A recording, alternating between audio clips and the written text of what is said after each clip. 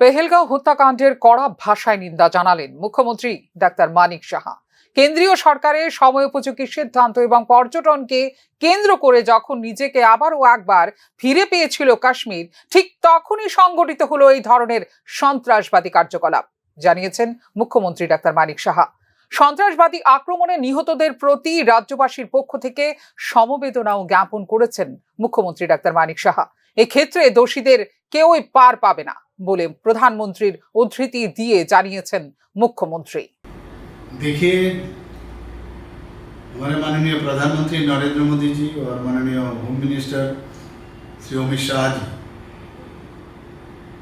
जिस तरह ये JNK में तथा जम्मू एंड कश्मीर में जिस तरह शांति का वातावरण ये वहाँ पर कायम किया है, उसको देख के ये टेररिस्ट वाले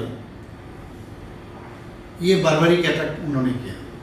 उन्होंने सोचा 370 और 35A जब विलुप्त किया उसके बाद से बहुत टूरिस्ट जा रहे थे वहाँ, तो टेररिस्ट तो समझ रहे हैं ये तो, और वहाँ का जो वातावरण इतना अच्छा हुआ, प्लस वहाँ का सोशियो इकोनॉमिकल स्टेटस भी ज़्यादा हो गया।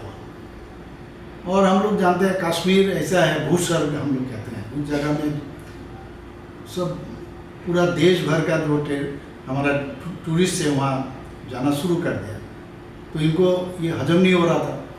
इसीलिए ये लोग सोचे थे कि इस तरह अगर कार्रवाई हम लोग करें तो वहाँ JNK में जो अभी शांति का वातावरण है और वहाँ का जो सोशियो इकोनॉमिकल स्टेटस अभी बढ़ रहा है फिर से, और वहाँ का जो अभी लोग बहुत खुश थे, उसमें थोड़ा सा इन लोग उसको बाधा देने के लिए ये काम किया। मैं इसे स्ट्रांगली मैं कंडेम करता हूँ, इस तरह कावर्डली और बार्बरिक अटैक। इनोसेंट जो टूरिस्ट है इन लोगों को जिस तरह ये लोग गोली चलाया और उनका जो निधन हुआ, मैं इनका कड़ी भाषा से मैं निंदा करता हूँ।